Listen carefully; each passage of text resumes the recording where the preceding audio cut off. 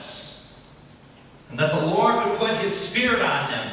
We have read aloud the words Moses asked. I wonder, would you be in those numbers who would be moved by the Spirit? I remember a day I was moved. It was on my confirmation day. I may have said this before. For whatever reason, I was overjoyed that day as I walked home from church. Our church was about 3 blocks away from my house. I felt like I was 3 feet off the ground. I wonder, did I realize that I too would be moved by the Spirit? No, I had no idea. I thought it was just a little overjoyed for some reason. Now, on a week before Father's Day, I reach out to all fathers and mothers, by the way, in attendance. I thank you for all that perhaps you have done without thinking, and that is the physical and emotional nurturing of all our children. And to all persons who have played a part in the nurturing in the home, I offer my thanks for the time and for the creativity that you have offered to those whom you nurture. Nurturing is a difficult task, carried out by only those who have the heart to attempt it. Sometimes we don't even think we have the heart, but we do. Nurturing includes not only joys and fruits of success, but also the sorrows. Many sorrows at times, disappointments. Nurturing is inherently risky. To take on the task an individual does, it takes an inner pledge to cultivate growth in life in one another. Growth, as we know, comes with its inevitable conclusion. And that is the moment when the fruit separates. Blessings I pour out upon all you who have been so caring to nurture, to father, to mother, not only your own, but young people like Sam. Everyone who's passed through these doors. So friends, what is it that occurred in that safe house that the disciples were hiding in? It says the Holy Spirit rushed in like a violent wind. You felt it. It's probably more violent than that. And out of the disciples' mouths eventually came words of prophecy, it says. And not only did the words come out of their mouths, but they came out of the house. They went out on the street. People had gathered, and the disciples, it says, started speaking in languages that they didn't even know. Languages that were recognized by all the different people who had gathered in the city that day. So it was a time for the fruit to separate in that moment also. It was time to begin depending on the Holy Spirit instead of on Jesus, they found out.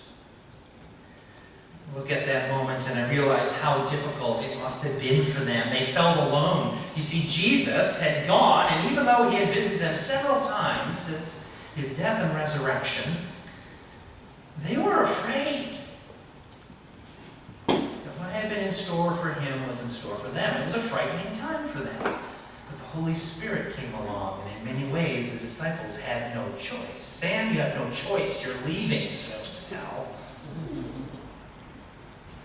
As if they had perhaps been possessed. Have you ever been possessed? Have you ever been repossessed? Has the Spirit ever overtaken you? And you see the Jesus story, it starts with the Holy Spirit. Mary is overshadowed, it says in the Bible, by the Holy Spirit. And in the end, his brood of disciples is overshadowed also by the Holy Spirit. We have to remember that we are his brood now. And that we too should expect, perhaps even pray for the time, when we too will be overshadowed or overcome by the Holy Spirit. Think of that? What would it be like? What would it feel like? What would it look like? For each of us, I'm sure it would be different. It may have been that way for me when I walked home from confirmation that day. And though it took 18 years for my soul to accept and realize it, I found the courage to come out of hiding and say yes to God. Finally go into the ministry, what I was supposed to be doing. I'm willing to bet that there are stories out there in the congregation of how the Holy Spirit has visited you. Perhaps you realized it, perhaps you did not. Maybe you did not. You realized it later in life. Maybe you feel like the Holy Spirit never did. Maybe it's because you never invited it. You know, we're all good New Englanders. That kind of thing doesn't happen to us. Why should we want the Holy Spirit to come to us? Why? Why on earth would I want that to happen in my life? Well, it's part and parcel of what it means to be a Christian. It was Jesus' story, and therefore it is ours also. Now, I know that for some people, the thought of being guided by the Holy Spirit may actually be objectionable. I know this because I too once felt that way. I think this kid who, in the book here, he's afraid of going, he talks about being afraid. Well, am I going to be brainwashed or something? Is something going to happen to me that I don't have control over? He worried very much of that by going to Liberty. I think at one time I thought it would remove from me a sense of self-determination, independence. In one way, that suspicion was true, for in my objections, I remained isolated and unfulfilled. When my heart became willing to receive the Holy Spirit, I was then inspired to become that which God had always intended. I had held back all the gifts and powers once assigned to me. But I don't feel like I'm a zombie or anything. Far from it.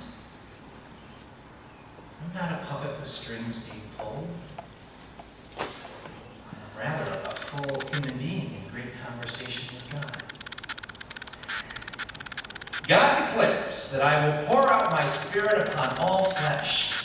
Would that all the Lord's people were prophets, and that the Lord would put His Spirit on them. I pray. The Spirit rests on Sam. I pray. The Spirit rests on John. I pray. The Spirit rests on all those little kids who giggled when the flame appeared above their head. I pray that the Spirit rests upon you. Now, friends, if it takes a clown nose to open your heart, I pray for that to happen. Allow the Spirit to rest upon you.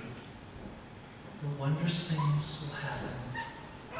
For wondrous things are happening. Baby, may the Holy Spirit rest upon that child. But that child never goes without knowing exactly how wonderful He is. And how the world not only needs Him, but He needs the world. Friends,